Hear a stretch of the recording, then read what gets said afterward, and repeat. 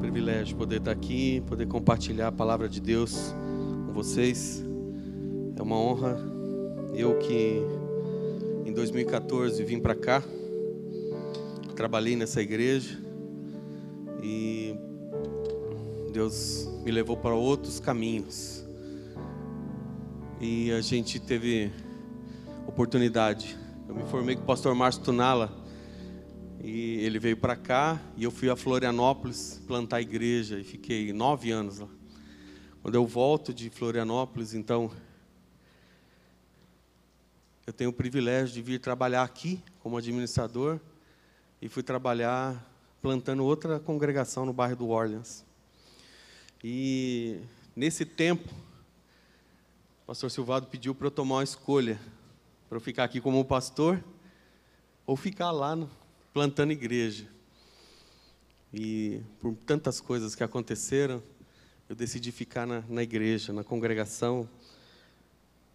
Era a luta de Davi e Golias, mas meu coração falou mais alto no sentido de continuar plantando igreja. E eu apanhei bastante. Esse testemunho tem a ver com o que a gente vai conversar, estudar e aprender nessa noite. E não só na igreja, como depois eu fui trabalhar na faculdade. E sofri bastante por várias situações. Então eu faço a transição da igreja. E sou desligado da faculdade. Estava com uma dívida bem grande. A minha esposa sabe. Uma dívida bem grande, porque a gente estava se preparando para a saída. E compramos uma van. Eu trabalho com isso hoje. E entrei em crise. Entrei em crise porque não tinha como pagar. E foi novembro, e foi dezembro de 2015, foi janeiro de 2016, fevereiro de 2017. E, a princípio, essa van era para transporte universitário. E começou a entrar aluno, e começou a entrar outro. E a gente não estava fazendo tanta coisa assim, mas eu vi que era a mão de Deus, de um falar com o outro, que... E entraram 27 alunos naquela van. E daí um vanzeiro antigo falou assim: garoto, você está com quantos alunos? 27. 14 de manhã e o resto à noite. Ele falou assim: você está de brincadeira, né? Eu falei: tô não. Ele falou: eu comecei com 6. O outro ali começou com 4, com 5. Você começou com 27? Foi Deus quem fez, irmãos. E veio a segunda van, e veio a terceira van, e veio o carro executivo. E está aí a empresa. Mas eu estava com o coração entristecido, amargurado, por tantas coisas que aconteceram. O pastor Tunala falava: venha, ajude aqui na frente, venha interceder, venha orar. E eu não conseguia orar por vocês, porque eu não conseguia orar por mim. E eu não conseguia ser hipócrita de falar algo para vocês, o que eu não estava vivendo. E quando ele deu a oportunidade de eu contar a primeira história aqui, o meu agradecimento a ele foi: obrigado por permitir eu voltar onde eu parei. E eu parei aqui com vocês. Você entendeu o valor deste momento? Tem muito valor para mim. E eu queria falar para vocês de uma doença. Essa doença, ela é mais mortal do mundo. Ela é mais mortal que possa existir. Ela não é o câncer, não é a AIDS, não é ebola, gripe A, esclerose, nada disso. Essa doença se chama desânimo. E era o que eu estava passando. Sabe por que é uma doença terrível? Primeiro, porque ela é universal, todos nós podemos ficar desanimados. Segundo, porque ela é recorrente, ou seja, você pode ficar desanimado várias vezes. E terceiro, porque ela é altamente contagiosa. Uma pessoa desanimada, ela fica desanimada e desanima os outros. Já viveu assim perto de gente desanimada? É terrível. É terrível. Eu quero que você abra sua Bíblia em Neemias.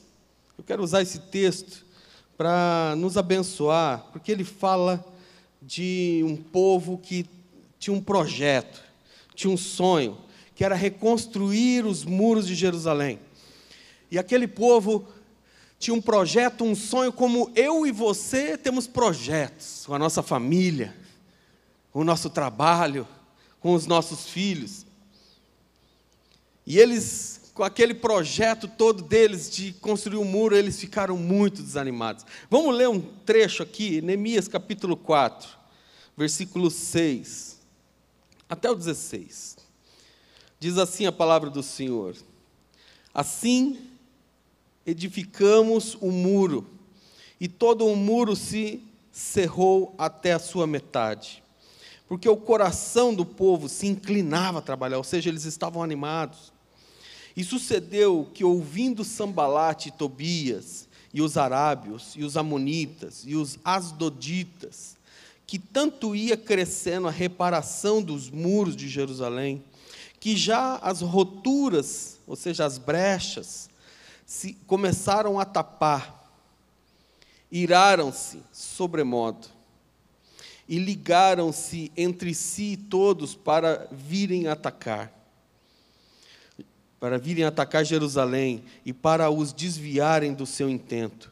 Porém, nós oramos ao Senhor, Deus, e pusemos uma guarda contra eles, de dia e de noite por causa deles.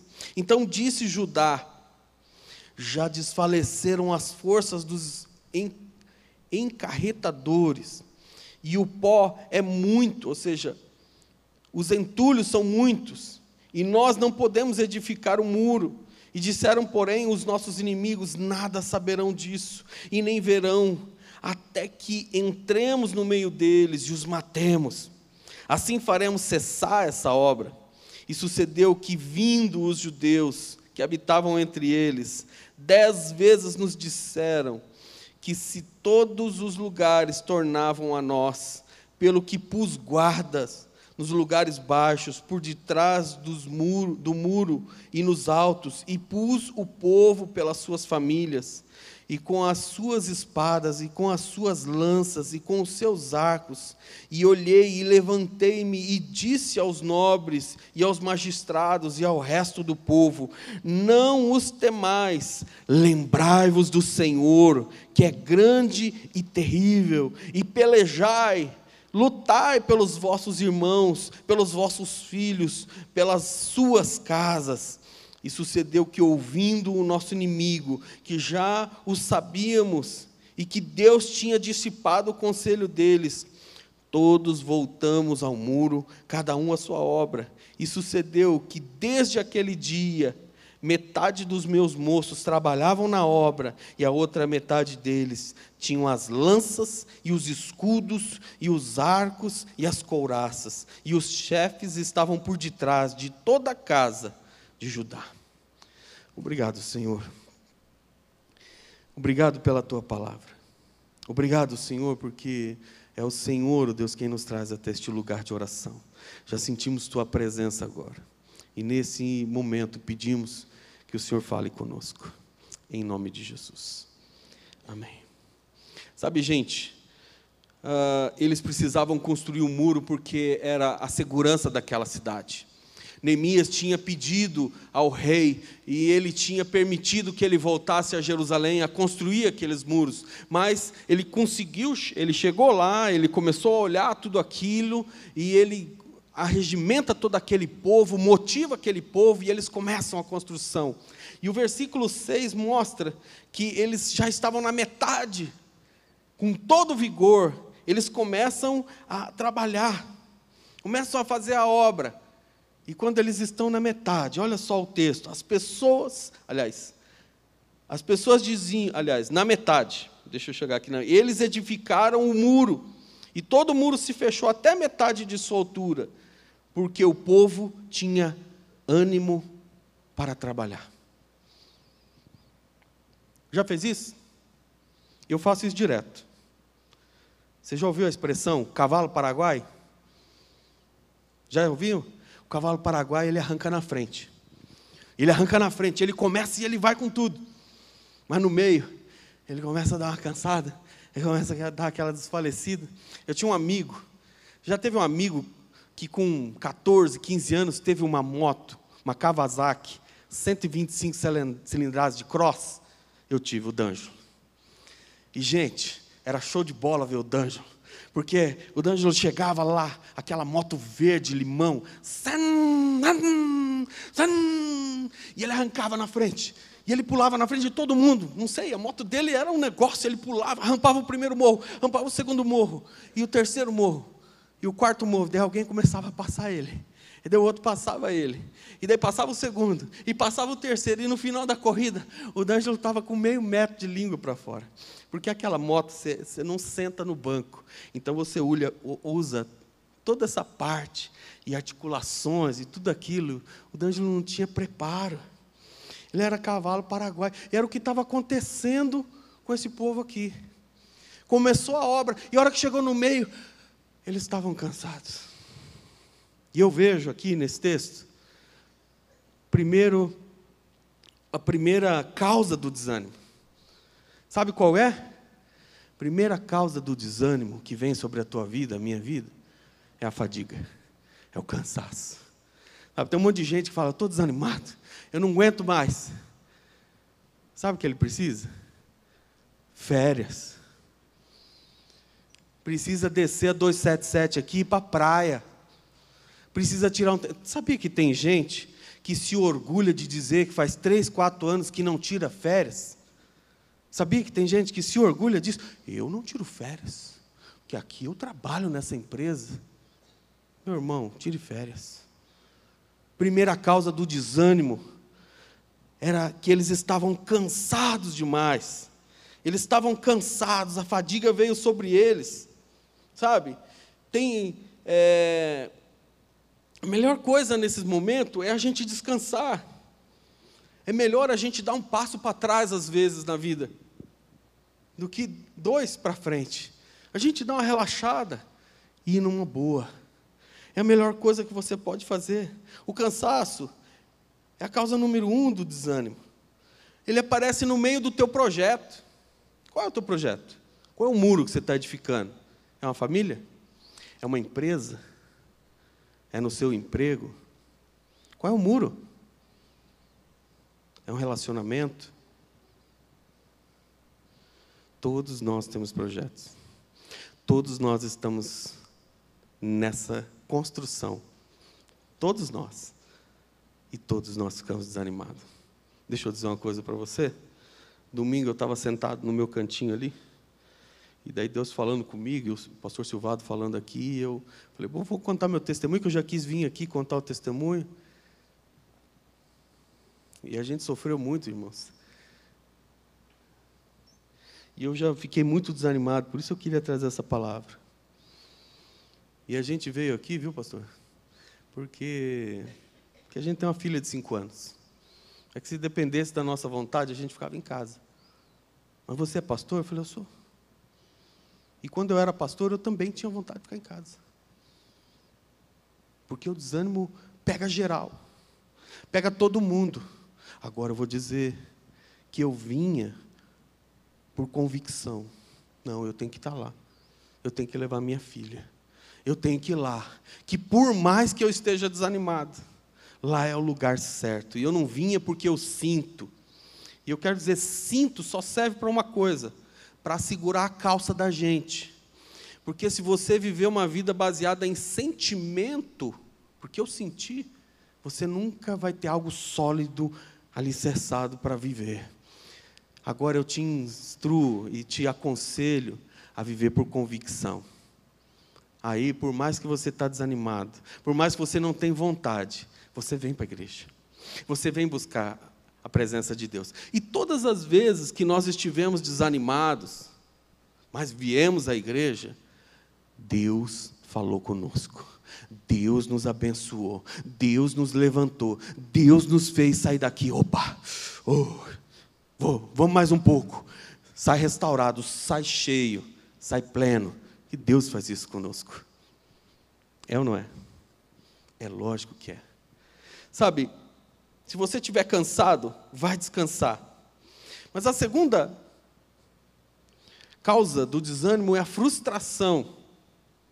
A segunda causa do desânimo é a frustração. No versículo 10 diz assim: ainda há muito entulho. Por nós mesmos não conseguiremos construir o muro.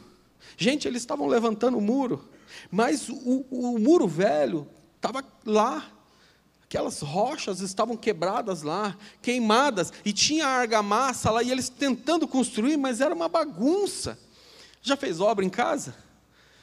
Lá no balneário nós construímos a igreja.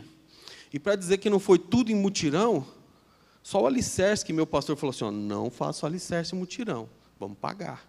Porque se começar errado, aí deu problema, né? E o restante foi tudo em mutirão, tudo. A pior coisa era cair na lista do telefone do pastor Weber. Porque você ia ser bipado o tempo todo. Eu ia chamar você para tudo quanto é coisa na igreja. E era tudo em mutirão. Eu amarrei ferro. Eu levantei parede. Eu reboquei parede.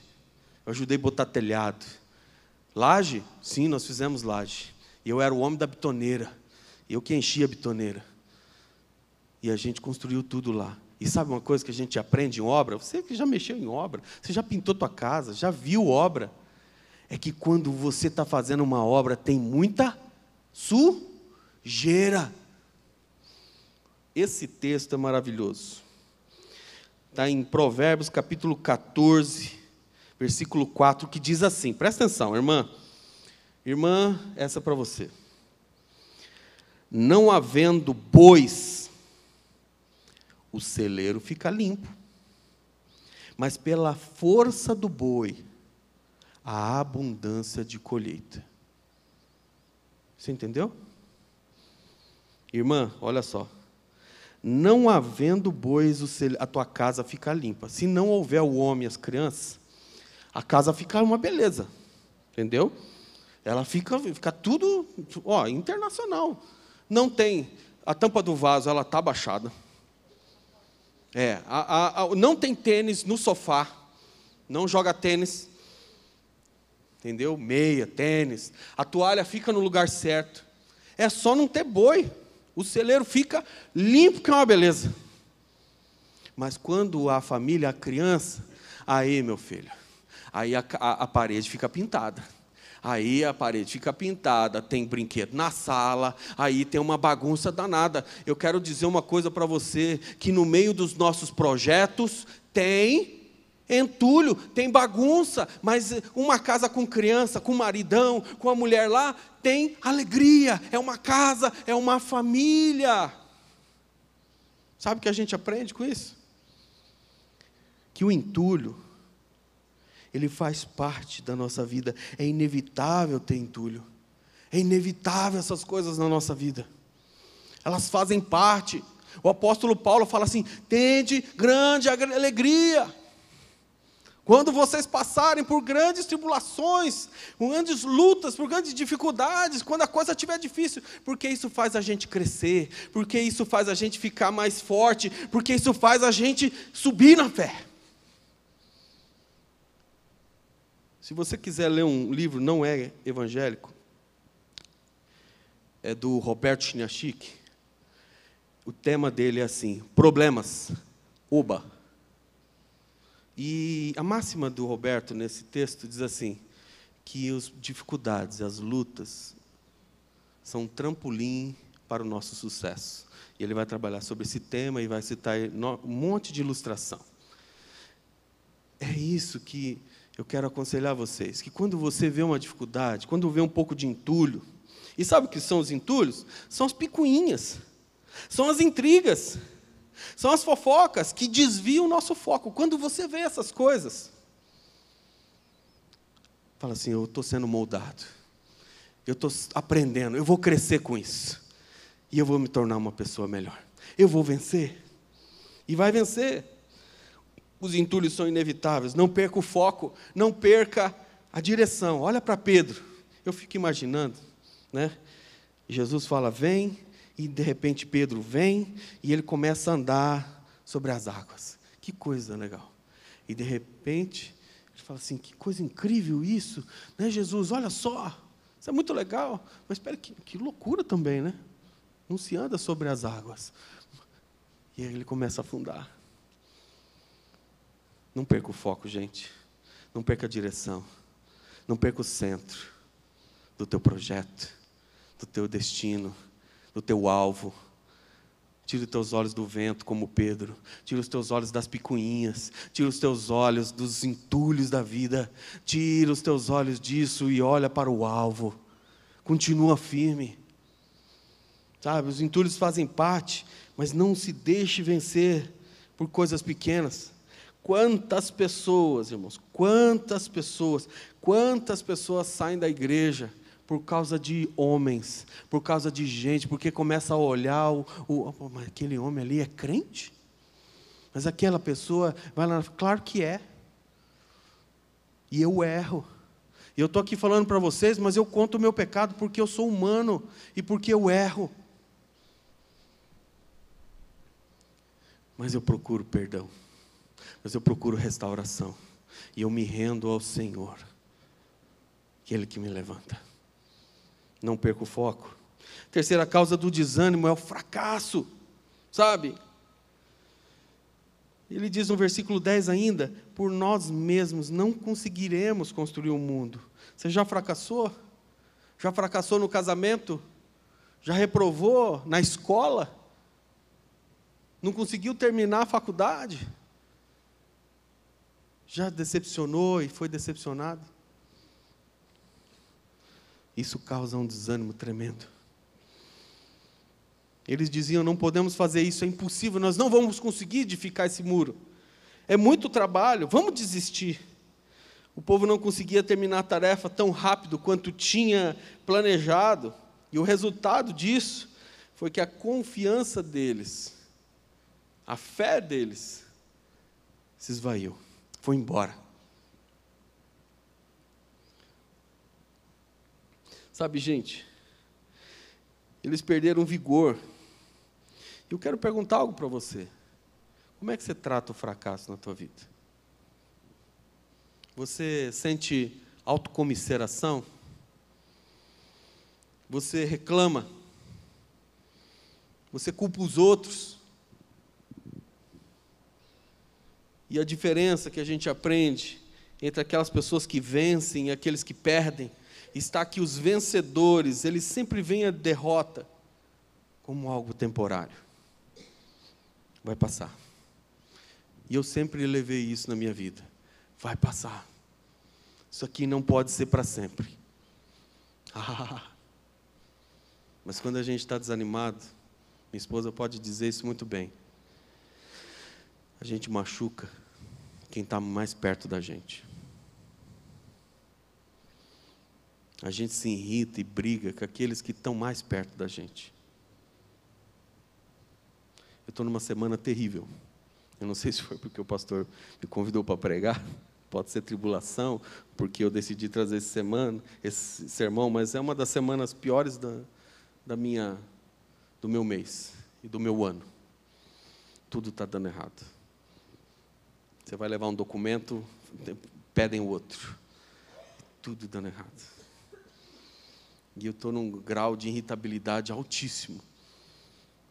Mas hoje eu acordei bem cedo. Orei, busquei a Deus, reli a mensagem. Pedi para Deus me dar calma, me dar paciência. E o dia foi bem rápido. Irrita, fica nervoso. Só que eu fico esperando Deus. E eu falo para mim mesmo, amanhã será um dia novo. Amanhã será um dia diferente. Amanhã as misericórdias do Senhor vão se renovar. E eu creio que Deus vai poder fazer algo diferente. E eu creio nisso, sabe? A derrota, gente, não é algo perene. Amanhã Deus tem um novo dia para você. E Ele vai fazer algo diferente na tua vida. Acredite nisso e persevere nisso. Essa é a diferença. A quarta causa do desânimo é o medo. É o medo. Eles estavam com medo. Antes que descubram qualquer coisa e nos vejam, isso eram os inimigos falando. Antes que eles descubram e nos vejam, nós estaremos bem ali, no meio deles, e vamos matá-los e acabar com o trabalho deles. O muro para aquelas pessoas significava a segurança deles. Eles estavam com medo que no escuro, que no momento repentino, os inimigos viessem. Sabe? E eu pergunto um negócio para você. Quem que ficou desanimado? E o texto 12, ele fala quem ficou desanimado. Olha só. E várias vezes, os judeus que moravam entre os nossos inimigos vieram nos avisar dos planos de Sambalate e Tobias, dos planos que eles estavam fazendo contra nós. As pessoas que moravam perto dos inimigos. E aqui eu volto no início. Quando você anda com uma pessoa desanimada, você desanima outros. O desânimo, ele é altamente contagioso. Ele contamina. Você conhece pessoas assim? Ele não sabe não sabe falar uma coisa boa, não sabe dar um bom conselho. Ele só sabe ver o lado ruim da coisa. Eu vivo uma perspectiva de que todos são bons, até que me provem que são maus. Tem gente que vive a perspectiva de que todos são maus, até que provem para eles que são bons. E eu prefiro desse jeito porque eu vivo mais tranquilo. E é a perspectiva do otimista. É a perspectiva do otimista. Sabe, aquelas pessoas estavam contagiando os outros. Quando você fica perto dessas pessoas, ele acaba te deixando negativo. Conta a história de um seminarista. E eles estavam fazendo um experimento com aquele... e pegaram lá um rapaz normal, tranquilo, estudava na faculdade, e daí eles foram para fazer um experimento com ele. Chegaram perto dele, abraçaram: ô meu irmão, está tudo bem com você? Eu estou te achando meio... Não, está tudo bem, está tudo tranquilo. Meu dia foi ótimo e tal. E daí, não, então tá bom, é que eu vi você, achei que você estava meio... não, está tudo bem. Aí o outro chegou assim: ô meu irmão, posso orar por você? Estou vendo você meio... E daí orou por ele ali, e deu o terceiro, e deu o quarto, o quinto. E todo mundo foi falando que ele estava mal. E no final, o último que chegou e falou assim: meu irmão, como é que está ele? Porque, olha, é uma luta tremenda. Eles influenciaram ele. E assim acontece. Meu irmão, tem alguém negativo? Ore por ele, abençoe a vida dele, mas não dê ouvido. Irmã, você está se aconselhando com a vizinha, que a vizinha só sabe falar assim, separa. Se não está bom, separa. Se trate. A vizinha sabe falar isso. E se você é a vizinha, para com isso. Viu? Para com isso. Deus pode restaurar, Deus pode libertar, Deus pode transformar casamento, como pode transformar muitas outras coisas. E eu quero contar Não, vamos para frente. Sabe, eu quero falar um pouquinho do antídoto. Eu falei aqui das causas, mas tem antídoto para isso. Primeiro, do antídoto é que a gente pode encontrar uma maneira melhor de fazer as coisas. Você pode... O Neemias, ele conseguiu, vendo toda aquela oposição contra ele, ele pensou numa forma diferente de fazer as coisas. Sabe, gente? Encontre uma maneira melhor.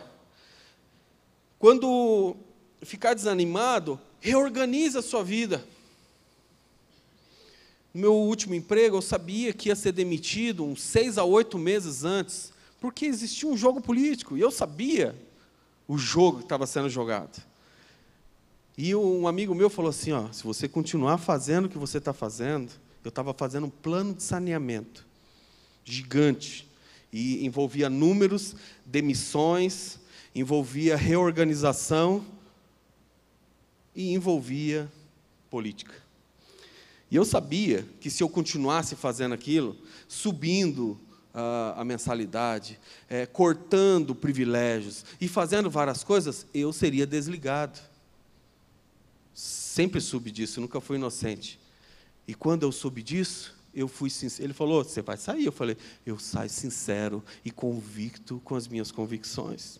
E certo das minhas convicções. E vou até o fim, porque é o necessário a ser feito. E eu fui. E quando a gente soube disso, a gente procurou se reorganizar e preparar a nossa saída. E um amigo falou, olha, vamos trabalhar comigo, negócio de van, e levar universitário. E eu fui trabalhar com isso. Dormia 4 horas por dia. Foi uma beleza. Quase morri. Depois, fui me organizando e aprendendo como que fazia. Mas foi ótimo, porque eu me preparei. Está passando dificuldade no seu projeto? Está passando luta? Está se desanimando? Se reorganize. Pense diferente, faça diferente. Ah, pastor, o meu negócio não é minha empresa. O meu negócio é minha vida espiritual, que está tão mal. Então, vamos fazer o seguinte, faz diferente, pensa diferente, começa a ter uma atitude diferente. E vocês já ouviram isso, mas se você continuar tendo as mesmas atitudes, você vai colher os mesmos resultados. Mude sua atitude. Mude a sua atitude. Comece a orar mais. Acorda na madrugada e vai orar, para você ver se a sua vida espiritual não melhora. Começa a agir com bondade. Irmã, seja a mudança. E aqui eu quero falar algo para as irmãs, porque é o seguinte, tem gente aí que crê em milagre, e eu creio também, mas ela crê na cura do câncer, ela crê na cura de qualquer doença que apareça, ela crê até mesmo que se orar com poder, uma pessoa está ali, morta, se orar com poder pode ressuscitar, e eu creio nisso. Só que tem gente aqui, tem mulher, que não acredita na mudança do seu esposo. Acredita em tudo, menos que Deus possa mudar. Esse homem não tem jeito não. Esse aí já era. Isso aí tem que entregar o corpo a Satanás, ver se Deus salva o espírito.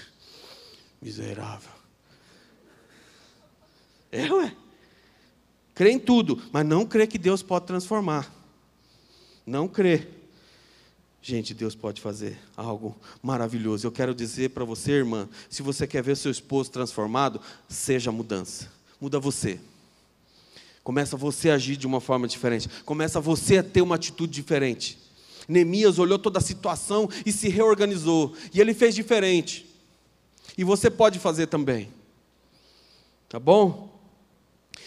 Ele fala no versículo 14, eu vi que o povo estava preocupado, e por isso disse a eles, e às suas autoridades e aos seus oficiais, não tenham medo dos nossos inimigos, lembrem-se de como Deus, o Senhor, é grande e terrível. E a segunda coisa que a gente aprende como antídoto para a gente curar o desânimo na nossa vida, é a gente lembrar do nosso Deus, é da gente ter uma visão vertical. Para de olhar para as pessoas, para de olhar os entulhos, para de olhar as coisas, as circunstâncias e começa a olhar para cima. E é isso que Neemias fala assim, vamos olhar para Deus, vamos olhar para cima, essa obra é do Senhor e Ele vai nos abençoar. E é Deus quem nos colocou aqui, é ou não é? E não é verdade? Claro que é verdade. Quando a gente olha para cima, a gente vê as coisas que ninguém pode ver. Porque a gente vê com os olhos de Deus. Deus vê à frente do muro. Deus vê à frente das batalhas. Deus vê à frente, muito mais além. Tenha os teus olhos fixos no Senhor. Lembre-se do seu líder. Lembre-se do que Deus fez por você. Esses dias eu contei a história do jacaré e da criança aqui. Mas aquela história, ela fala das marcas da fé. E as marcas da fé é que mantém a gente ligado a Ele. As marcas, a gente lembra assim, poxa vida, Aquele tempo lá que eu não tinha dinheiro para pagar a van, aquele tempo que eu não tinha dinheiro para comer, Deus cuidou, Deus fez, Deus transformou. Ele vai continuar fazendo, porque Ele fez lá no passado, Ele faz hoje no presente, e Ele vai continuar fazendo no futuro, amém? Você acredita nisso? Ele vai continuar fazendo, não tire os teus olhos dele. E por último, resista. Ele diz no versículo 14, lutem pelos seus patrícios, lutem pelos seus filhos, lutem pelas suas esposas e pelos seus lares, lutem, gente, lutem. Sabe, o que ele está dizendo para mim e para você, é não se renda ao desânimo sem lutar. Deus pode trazer algo novo para você. Deus pode trazer um alento novo para a sua vida. Deus pode trazer algo para transformar o seu coração. Você é uma pessoa desanimada? Você é uma pessoa que irradia isso para outras pessoas? Ou você está passando por um momento de desânimo? Deus pode curar você. Deus pode transformar você. E Ele te trouxe hoje aqui para isso. Ele trouxe você hoje aqui para dizer, olha para o alto. Olha para o alto, encontre uma maneira melhor e resista, porque amanhã é um dia diferente, porque amanhã a minha misericórdia se derrama sobre a sua vida, é renovada e se derrama sobre a sua vida. Eu quero orar por você, eu quero convidar vocês a se colocarem de pé nesse instante.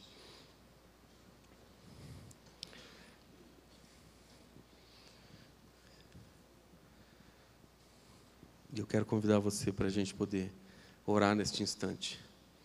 É que Deus tire todo o desânimo e tome nas tuas mãos cada projeto. Vocês são projeto de Deus, mas Deus tem um projeto que Ele deu nas mãos de vocês. E Ele vai fazer algo novo e maravilhoso contigo. Pai, nós estamos todos aqui. E depois de ouvirmos essa mensagem, a gente quer se entregar totalmente ao Senhor. Nós viemos aqui, ó Deus, e de uma forma maravilhosa, ó Deus, ouvimos que o Senhor, ó Deus, tem algo novo. Tem algo diferente. Nos ajuda a fazer diferente. A termos uma atitude diferente. Pai, que os meus olhos não estejam mais nas picuinhas da vida, nas intrigas, nas dificuldades, que os meus olhos, Senhor, não estejam, ó Deus, na fofoca do outro, não esteja, ó Deus, na atitude do meu concorrente, e não esteja, ó Deus, na grosseria que as pessoas falam para comigo, que os meus olhos não estejam na indiferença, Senhor, mas que os meus olhos estejam no Senhor. Pai, eu clamo para que o Senhor, ó Deus, tire os meus olhos da luta e os meus olhos, ó Deus, possam estar no Senhor. E me ajuda, Senhor, a resistir. E me ajuda, ó Deus, a enfrentar. E tem pessoas aqui, ó Deus, lutando com doença, tendo luta, e clamando ao Senhor, pedindo que o Senhor, ó Deus, cure e transforme, Pai. Traz ânimo novo a esse povo, Senhor. Que eles possam trazer à memória as coisas que dão esperança. Senhor, restaura o teu povo. Cura do nosso pessimismo. Cura do nosso desânimo. Cura da nossa indiferença. Restaura a nossa vida, Senhor. Restaura o nosso coração, Senhor. Para a gente, ó Deus, estar, ó Deus, constantemente olhando para o Senhor, que é o autor e consumador da nossa fé. Ó Deus poderoso, o Senhor pode ir além, o Senhor pode fazer, ó Deus, aquilo que ninguém, ó Deus, tem capacidade de fazer, pode nos levar, ó Deus, lugar aonde, ó Deus, ninguém pode nos levar. Faz-nos vencer, ó Deus, a barreira, ó Deus, de nós mesmos. Faz-nos vencer, Senhor, a barreira, ó Deus, que existe dentro de nós. E dá-nos ânimo novo. Renova a nossa fé, Pai. Renova a nossa fé, Senhor. Fé no Senhor. Fé, ó Deus, que podemos chegar mais além. O Senhor tem poder. O Senhor, ó Deus, está conosco e pode nos ajudar. Toma a vida do teu povo nas tuas mãos. Toma a vida dessas pessoas. Toma os seus projetos e faz, ó Deus, hoje, e renova hoje, ó Deus, o ânimo nos projetos. Vai ter gente aqui, ó Deus, tirando o projeto da gaveta e retomando.